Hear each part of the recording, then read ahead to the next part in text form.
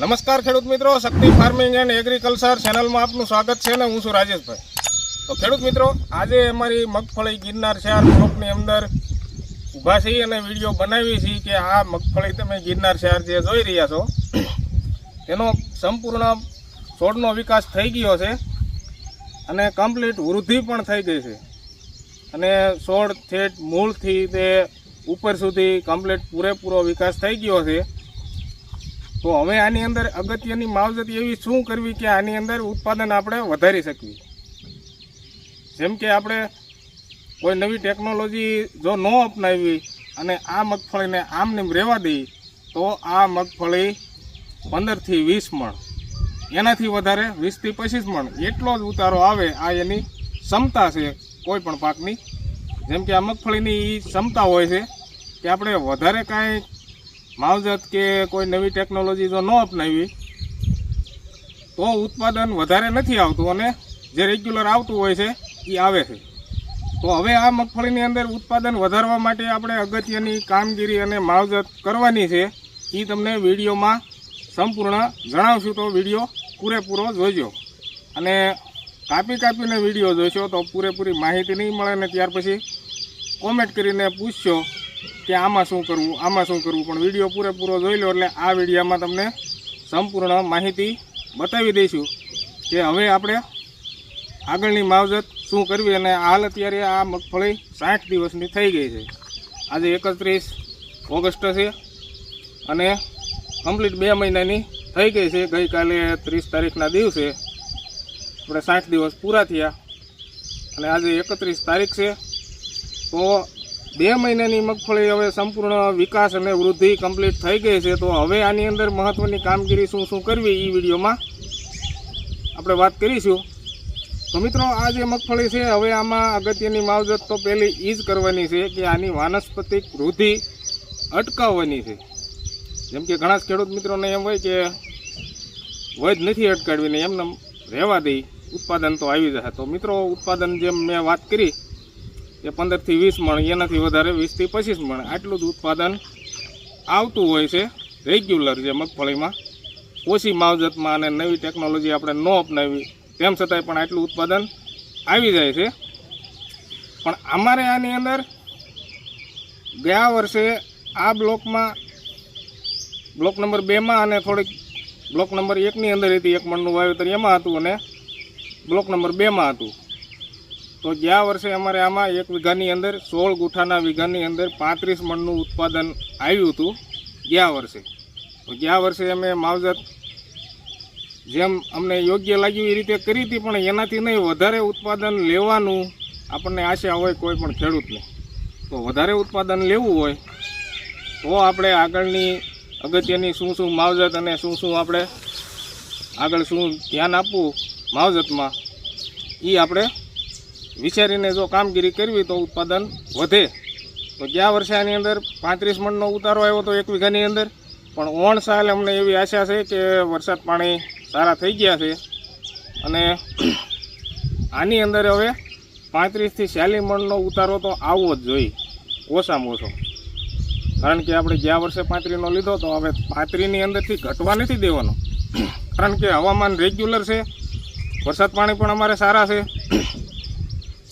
તો ઉત્પાદન વધારવાની ગણતરી છે આની અંદર.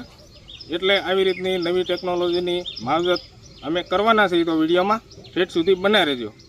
તો મિત્રો, આની અંદર વાનસ્પતિક વૃદ્ધિ અટકાવવી ખૂબ જ જરૂરી છે. કારણ કે જો આ વૃદ્ધિ નહીં અટકાડવી તો જે કાંઈ છોડને પોષણ મળે છે એ ઉપર એમને વધે જશે.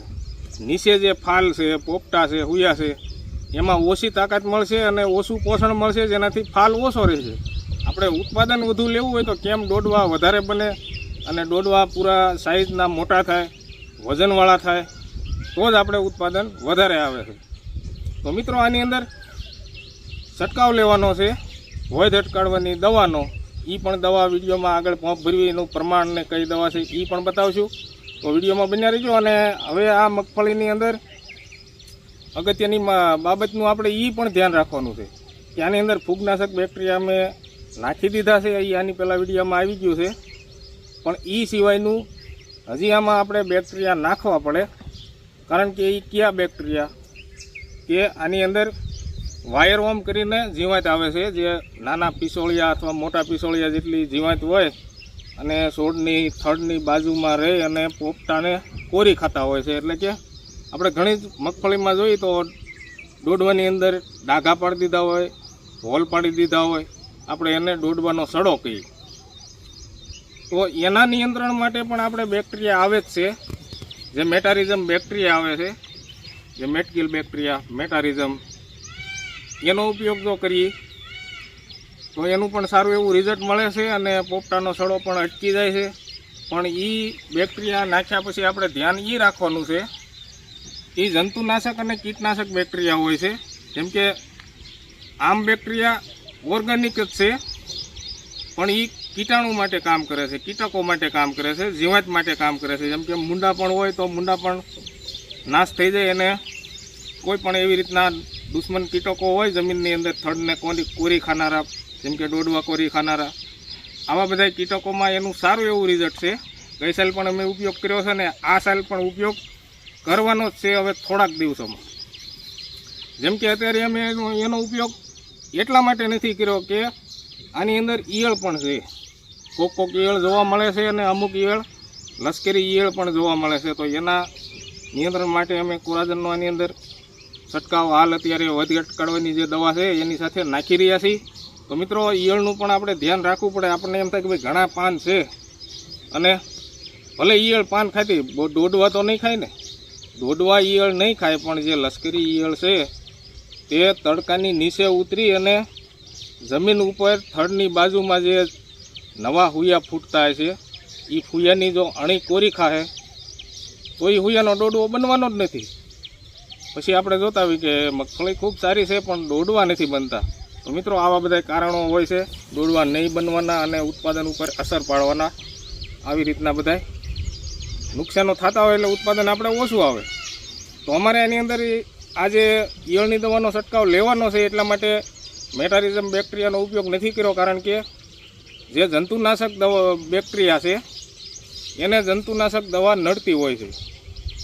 તો દવા છટાઈ જાય અમારે ત્યાર પછી 4-5 દિવસ જવા દઈને એ બેક્ટેરિયાનો ઉપયોગ કરીશું. પાછો બીજો રાઉન્ડ વરસાદી વાતાવરણમાં બેક્ટેરિયા નાખીશું તો એનો પણ વિડીયો બનાવીશું અને કેટલું પ્રમાણ રાખવું એ પણ વિડીયોમાં બતાવીશું. તો અમારે વિડીયા જોતા રહેજો. ને હાલ અત્યારે આની અંદર ઈયળ અને વધ અટકાડવાની દવા, જેમ કે આની વધ અટકશે, મગફળીની વૃદ્ધિ, વાનસ્પતિક વૃદ્ધિને જો અટકાવશું તો જ આપણે નીચે ફાલની અંદર પોષણ પૂરું મળશે. અને પોષણ પૂરું મળશે એના ફાયદા આપણને એ મળશે કે દોડવો નાનો નહીં રહે અને દોડવાની ગોગડ પણ નહીં થાય અને દોડવો વજનદાર સંપૂર્ણ દાણો ભરાશે. જેમ કે પૂરેપૂરું છોડનું બધું જ પોષણ ફાલની અંદર મળશે. કારણ કે ઉપર જે આ વાનસ્પતિક વૃદ્ધિ જે ડોકાની છે એને આપણે અટકાવી દઈશું તો જ નીચે પૂરું પોષણ મળશે. જેમ કે જમીન અંદર જે કાંઈ પોષણ છોડ લેતો હોય છે એનું પોષણ બધું ફાલને જ મળશે, તો જ આપણે સારો એવો ફાલ મગફળીમાં બેસશે. અને જે કોઈ મિત્રને આનાથી નાની મગફળી હોય, પૂરો વિકાસ ન થયો હોય અને વિકાસ હજી કરાવવાનો હોય, એ મિત્રને આ વધ સંપૂર્ણ અટકી જાય એ દવા નથી છાંટવાની. કારણ કે છોડનો વિકાસ ઓછો હોય છે અને વધ અટકાડી દઈશું તો પણ એમાં ઉયા ફૂટશે, દોડવા બનશે પણ ઓછા પ્રમાણમાં બનશે. જેનાથી પહેલાં આપણે છોડની પૂરેપૂરી વૃદ્ધિ વિકાસ થઈ જાય ત્યાર પછી જ વધ અટકાડવાની હોય છે. તો જે કોઈ મિત્રને આનાથી નાની મગફળી હોય અને વૃદ્ધિને વિકાસને ફાલને બધું રેગ્યુલર વિકાસ કરાવવો હોય તો એના માટે આ છે રુજુતા. રુજુતા દવા એક એવી છે કે એની અંદર પ્રોટીન અને એમિનો એસિડ ને ફોલ્વિક એસિડનું કામ સારું એવું છે અને સારું એવું પ્રોટીનનું કામ છે, જેનાથી મૂળથી ડોકા સુધી સારો એવો છોડનો વિકાસ કરે છે અને ફૂલ ફૂટવામાં અને હુયા ફૂટવામાં પણ સારું એવું કામ કરે છે આ રુજુતા. અમે આની અંદર 2 છંટકાવ લઈ લીધા છે અને ગયા વર્ષે પણ એનો છંટકાવ લીધો હતો. અને છોડનો વિકાસ જો સારો હોય તો જ આપણે ફાલ સારો એવો બેસે.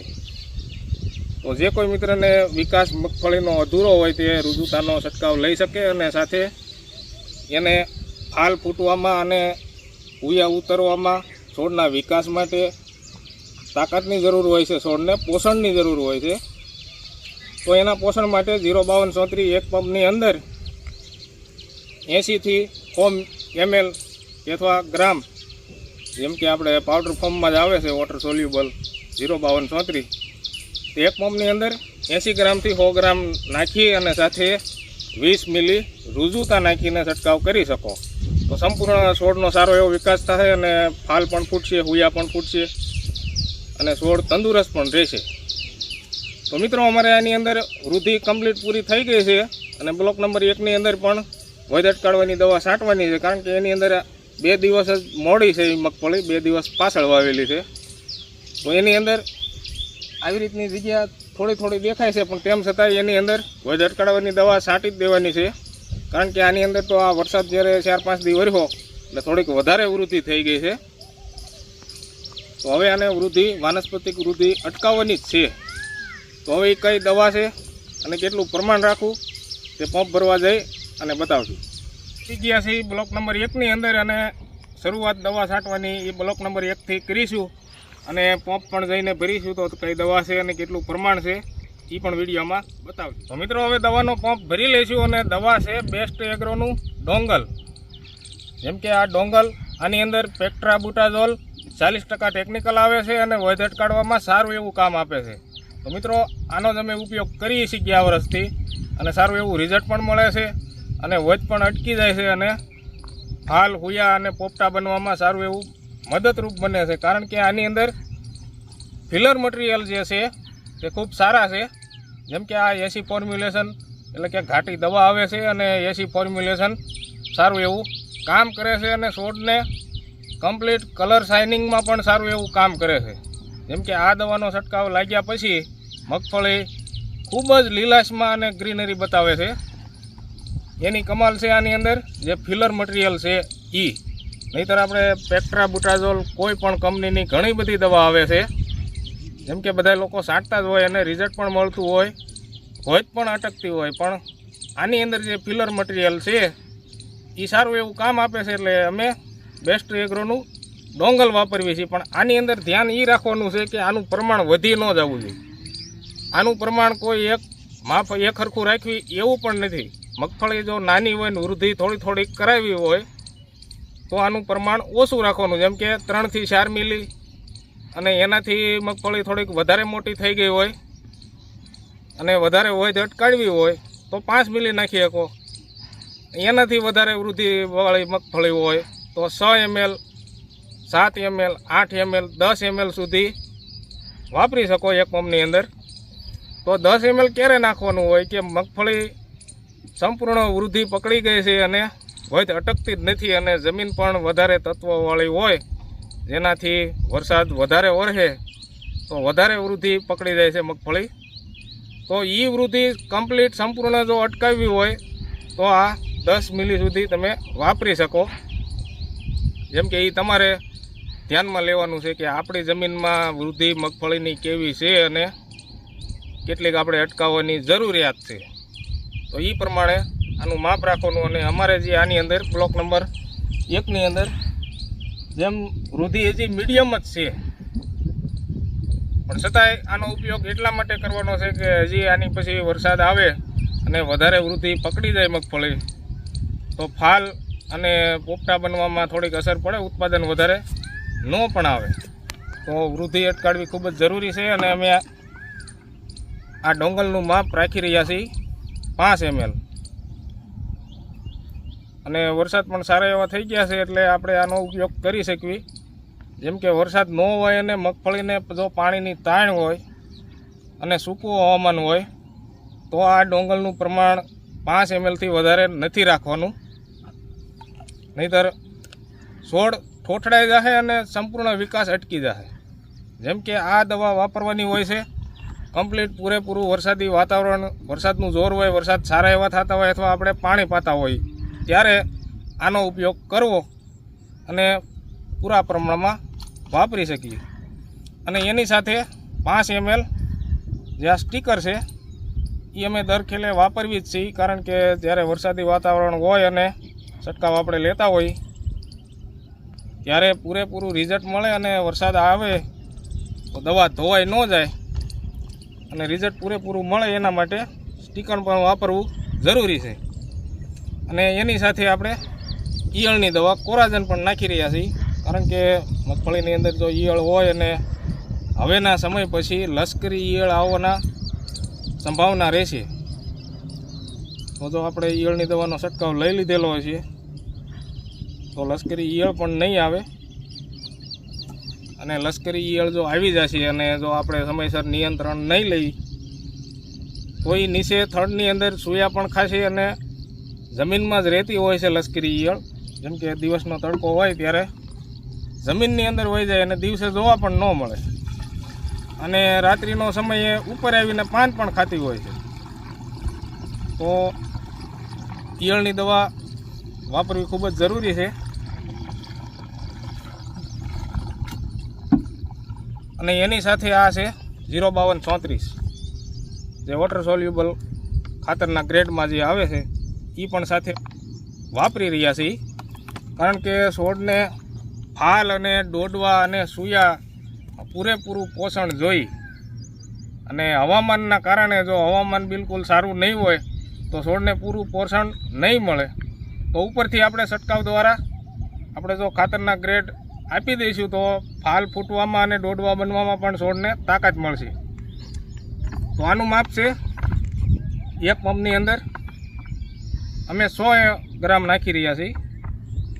જેમ કે કોઈ ખેડૂત મિત્રને 80 ગ્રામ નાખવું હોય તો પણ હાલે, વધારેમાં વધારે 100 ગ્રામ તમે એક પંપની અંદર નાખી શકો. તો અમે પંપ ભરવાના ડોઝમાં આ વગાડી લીધું છે. ડોલની અંદર એક પંપની અંદર 1 ડબલું 05234 જે વગાડેલું છે એ પણ નાખી રહ્યા છીએ. તો મિત્રો દવા બધી જ નખાઈ ગઈ છે અને પંપ ભરી લઈશું અને દવા છાંટવાની શરૂઆત કરીશું. તો મિત્રો દવા છાંટવાનું ચાલુ કરી દીધું છે અને મગફળીની આવડી જ હાઈટમાં જો આપણે વધ અટકાડવાની દવા છાંટવી તો ફાલ પોપટા સૂયામાં છોડની તાકાત વધુ મળતી હોય છે અને પોપટા પૂરેપૂરા બની જતા હોય છે અને પોપટાની સાઇઝ પણ મોટી થાય છે, જેનાથી ઉત્પાદન પણ સારું આવે અને દાણો પણ ભરાવદાર બને છે. તો મિત્રો આવડી જ મગફળી હોય ત્યારથી આપણે વધ અટકાડવાની જો દવા છાંટવી તો ઉત્પાદનમાં સારું એવું રિઝલ્ટ મળે છે. તો મિત્રો આવી રીતની દવા છાંટી રહ્યા છીએ. 1 વીઘાની અંદર 2 પંપ જાય એટલી ઘાટી દવા છાંટી રહ્યા છીએ. જેમ કે વધારે ઘાટી આ દવાને ન છાંટવી તો પણ હાલે અને રિઝલ્ટ પૂરેપૂરું મળી જ જાય છે. કારણ કે રિઝલ્ટ મળવાના મહત્ત્વ એ હોય છે કે આની સાથે આપણે ટીકર નાખેલું હોય, જે અપસા દવા કહેવાય તે. એટલે એક પાનની અંદર જો અડે અને બીજા પાનમાં ન અડ્યું હોય તો પણ આખા છોડની અંદર દવાનું રિઝલ્ટ પહોંચાડી દે છે આ સ્ટીકર. એટલે આપણે વધારે પંપ પણ ન છાંટવા પડે, એ પણ ફાયદો મળે છે. તો મિત્રો આની અંદર ઈયળની દવા સાથે વધ અટકાડવાની દવા પણ છાંટી રહ્યા છે ડોંગલ. અને હવે આની પછી આની અંદર હજી અગત્યની માવજત આવશે, એનો વિડીયો આગળ આવશે. એનો વિડીયો નવો બીજો બનાવીને યુટ્યુબ ઉપર મૂકશું, તો અમારા વિડીયા જોતા રહેજો. અને એ વિડીયોમાં આની અંદર એ માવજત કરવાની છે કે ઘણા જ મિત્રને પોપટામાં સડો હોય છે, તો પોપટાના સડા માટે અને મૂંડાના રિઝલ્ટ માટે, જેમ કે મૂંડા આવે તો પણ છોડ સુકાતા હોય છે અને પોપટા પણ ખાઈ જતા હોય છે. તો મૂંડા અને પોપટાનો સડો એટલે કે વાયરવોમ. વાયરવોમ એક એવી જીવત છે કે આપણે જોઈએ એટલે મૂંડા ન દેખાય અને તેમ છતાંય પોપટા ખાતું હોય છે અને ઈયળ પણ ન જોવા મળે. આપણને એમ થાય કે ભાઈ આ મૂંડા છે નહીં અને પોપટા શું ખાતું હોય છે. તો મિત્રો 1 ઇંચથી ઓછી અને 1 ઇંચથી વધારે એવડી જીવાત આપણે પીસોળિયા ટાઈપની, અળસિયા ટાઈપની જીવાત આવે છે. એને વાયરવોમ ઇંગ્લિશમાં કહેવાય છે, પણ આપણે ગુજરાતીમાં આપણે એને મૂંડાના કોસેટા કહી. તો આ જીવાત આવ્યા પછી મૂંડા પણ આવવાની શક્યતા રહે અને પોપટાનો સડો પણ ન અટકાવી તો ઉત્પાદનમાં અસર પડે છે અને ઉત્પાદન ઓછું આવે છે પોપટા બની ગયા હોવા છતાં. તો મિત્રો એના નિયંત્રણ માટે બેક્ટેરિયાનો જ ઉપયોગ કરવાનો છે. કારણ કે અમે અમારા બ્લોકની અંદર કોઈ વધારે પડતા કેમિકલ ઉપયોગ નથી કરતા, જેનાથી નુકસાન જમીનમાં પણ ન થાય અને રિઝલ્ટ પણ મળે. એના માટે અમે વધારે બેક્ટેરિયલ પ્રોડક્ટ જ વાપરવી છીએ. તો એના પણ બેક્ટેરિયા આવે છે મેટારિઝમ, જે મેટકિલ કહેવાય તે. એ બેક્ટેરિયાનો અમે આની અંદર ઉપયોગ કરીશું, પણ એ 4-5 દિવસ પછી, કારણ કે અત્યારે ઈયળની દવાનો છંટકાવ હાલે છે અને કોઈ પણ કીટકના બેક્ટેરિયા આપણે વાપર્યા હોય, નાખ્યા હોય જમીનની અંદર, તો આપણે કીટનાશક કે જંતુનાશક દવા ન છાંટી શકવી, કારણ કે બેક્ટેરિયાને નુકસાન પહોંચે અને બેક્ટેરિયા ન પણ બને અને રિઝલ્ટ પણ ન મળે. તો મિત્રો આવી રીતની ધ્યાન રાખવાનું હોય છે. અને તમને એમ લાગતું હોય છે કે રાજેશભાઈ આની અંદર ફૂગનાશક બેક્ટેરિયા નાખ્યા અને દવા છાંટી રહ્યા છે, ઈયળની દવા છે. તો મિત્રો ફૂગનાશક બેક્ટેરિયાને ફૂગનાશક દવા જ અસર કરે. જેમ કે ફૂગનાશક દવા નડતી હોય છે ફૂગનાશક બેક્ટેરિયાને, બીજી કોઈ પણ દવા નડે નહીં. જંતુનાશક દવા ફૂગનાશક બેક્ટેરિયાને ન નડે, એ પણ આપણે વિચારવાનું હોય છે કે આપણે બેક્ટેરિયા નાખ્યા તો ઈયળ હોય તો દવા શું ન છાંટવાની? દવા છાંટવાની જ, પણ ફૂગનાશક નહીં છાંટવાની. જેમ કે બેક્ટેરિયા ફૂગનાશક નાખેલા છે એને ફૂગનાશક દવા જ નડે, કારણ કે એ જૈવિક ફૂગ જ છે અને દુશ્મન ફૂગને હટાવવાનું કામ કરે છે. તો એને આપણે જો ફૂગનાશક છાંટવી તો ફૂગનાશકનું કામ એવું છે, કેમિકલ ફૂગનાશકનું, કે તમામ ફૂગને હટાવે. તો આપણે આની અંદર જૈવિક ફૂગ નાખી છે એને પણ હટાવી દઈશે તો રિઝલ્ટ મળશે નહીં ફૂગનાશક બેક્ટેરિયાનું. તો આપણે આવી રીતનું ધ્યાન રાખવાનું હોય છે. અને હાલ અત્યારે કોરાજનનો છંટકાવ હાલી રહ્યો છે જંતુનાશક દવાનો. તો અત્યારે આપણે મેટારિઝમ બેક્ટેરિયા ન નાખી શકવી, પણ આવતા વરસાદના રાઉન્ડમાં મેટારિઝમનો ઉપયોગ આની અંદર કરવાના છે. તો એનો પણ વિડીયો યુટ્યુબ ઉપર આવી જશે, તો વિડીયો અમારા જોતા રહેજો અને ચેનલને સબસ્ક્રાઈબ કરી લેજો, જેનાથી અમારા વિડીયો તરત જ તમારા ફોનની અંદર આવી જશે અને બધા જ વિડીયો જોવા મળશે. તો મિત્રો ચેનલને સબસ્ક્રાઈબ કરી લેજો, જે મિત્રોએ ચેનલ સબસ્ક્રાઈબ ન કરેલી હોય તે. અને વિડીયો ગમે તો આગળ શેર કરજો અને વિડીયોને લાઈક કરી દેજો, જેનાથી અમને પણ મજા આવે અને વિડીયો બનાવવાનું ઉત્સાહ જાગે. તો મિત્રો હવે આપણે વિડીયો પૂરો કરીશું. જય જવાન, જય કિસાન.